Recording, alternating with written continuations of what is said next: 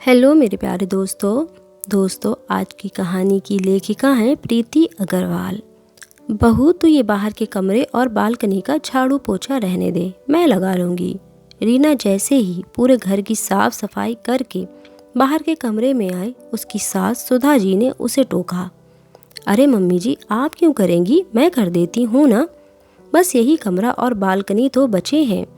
आप यहाँ कुछ काम कर रही थी इसलिए मैंने आपको डिस्टर्ब नहीं किया, रीना बोली। तू अंदर जाकर कपड़े धो ले, तब तक मैं यहाँ बाहर का झाड़ू पोछा कर लेती हूँ। सुधा जी ने रीना के हाथ से झाड़ू लेते हुए कहा। 10 मिनट लगेगा मम्मी जी, फिर कपड़े भी धो लूँगी। लाइए मैं लगा लेती हूँ, रीना ने कहा। नहीं, मेरी प्यारी बहू को लोगों की नज़र लग जाएगी, तू अंदर काम देख ले, सुधा जी ने बड़े प्यार से कहा। रीना की शादी हुए अभी कुछ ही दिन हुए थे। ससुराल में सास ससुर और नंद थे। उसके ससुराल में सब काम हाथ से ही करना होता था, जबकि रीना के मायके में ये सब काम करने के लिए काम वाले थे। फिर भी शादी के अगले दिन से ही रीना ने घर के कामों में सबकी मदद करनी शुरू कर दी थी। लाओ भाभी, बाहर बालकनी में मैं कपड़े सुखा देती हूँ। रीना जैसे ही ढेर सारे कपड़े धोकर उठी, उसकी नंद सरिता ने धुले हुए कपड़ों की बाल्टी लेने के लिए हाथ बढ़ाया। अरे दीदी, मैं सुखा दूंगी ना, बस हो ही गया है, आप कुछ और काम देख लीजिए, रीना बोली। नहीं भाभी, कपड़े मैं सुखा दूंगी, हमारी प्यारी भाभी को लोगों की नज़र लग जाएगी। आपको कुछ काम करना ही है ना, तो ठीक है, आप बर्तन मांज लीजिए, सरिता ने बड़े प्यार से कहा।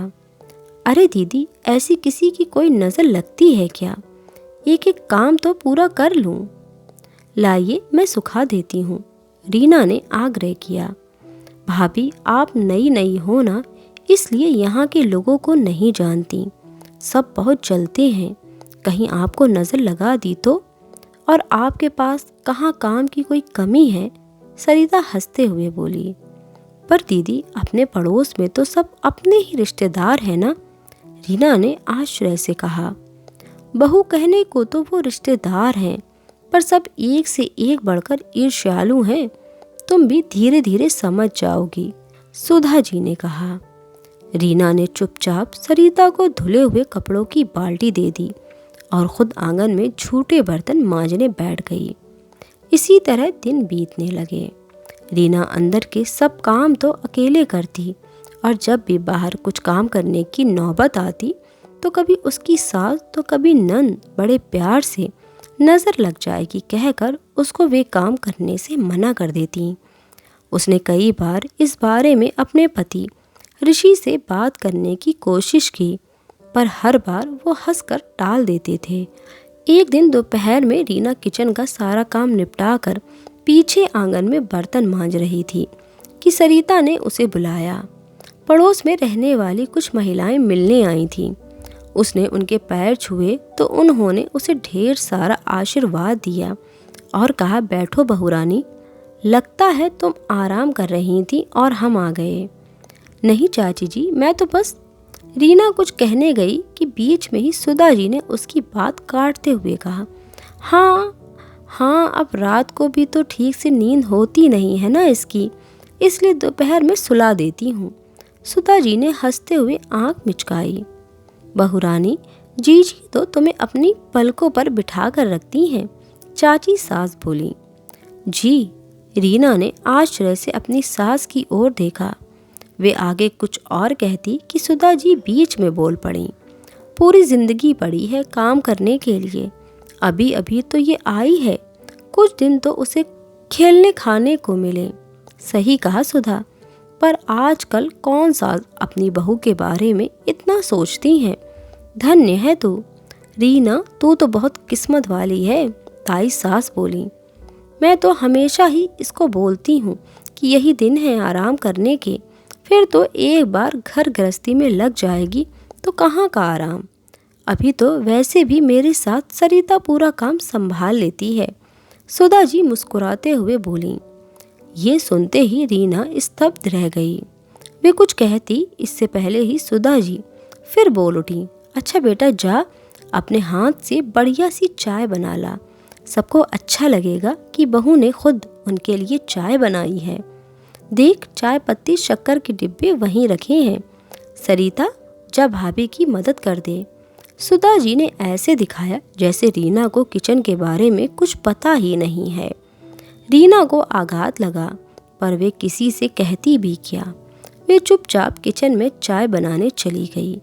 तभी उसको आवाज़ सुनाई दी, जीजी, बहू को अभी से इतना सिर पर चढ़ाकर मत रखो, बाद में आपको ही तकलीफ होगी। ये आजकल की लड़कियां अपने मन से तो कोई काम करेंगी ही नहीं। नहीं छोटी, हम बहू का ध्यान रखेंगे तो वो भी हमारा आदर करेगी, ताई जी ने समझाया। पर भाभी जी, मैं तो रोज़ ही देखती हूँ कि बहू के आने के बाद भी झाड़ू पोछा जीजी ही करती हैं। यहाँ तक कि कपड़े सुखाने का छोटा सा काम भी वे महारानी नहीं करती। उनके घर के ठीक सामने रहती चाची सास बोली। ये सुनते ही रीना को लगा जैसे किसी ने उसके कानों में गरम गरम सीसा डाल दिया हो। उससे अब रहा नहीं गया। उसने सोचा, अगर अभी उसने सबके सामने सच नहीं कहा तो फिर वे शायद कभी नहीं कह पाएगी। बहुत मुश्किल से अपने आप को संयत करके वे चाय लेकर मुस्कुराते हुए बाहर आई। लीजिए, चाय के साथ गर्मा गर्म पकोड़े भी लीजिए। सुधा जी ने उसे गुस्से भरी नज़रों से देखा। अरे वाह, तुम तो बहुत होशियार हो बहू, चाय के साथ पकोड़े भी ले आईं। ताई सास ने मुस्कुराते हुए कहा। हाँ, सरिता ने बनाए होंगे। सुधा जी से रहा नहीं गया। उन्हें शुरू से ही यही डर था कि संपन्न घर से आई रीना सबकी चहेती ना बन बैठे, और यही होने जा रहा था। नहीं मम्मी जी, मैंने ही बनाए हैं, हमेशा की तरह। आपको मेरे हाथ के पकोड़े बहुत पसंद है ना? रीना ने अपने शब्दों पर जोर देते हुए कहा। अरे वाह, तब तो फिर खाने ही पड़ेंगे, चाची सास ने कहा।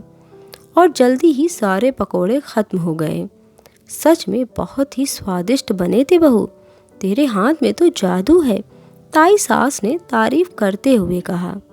धन्यवाद ताई जी, जब भी आपका मन हो आ जाइएगा, मैं और बना दूंगी, पर आप मुझे नज़र तो मत लगाइए, रीना ने मुस्कुराते हुए कहा।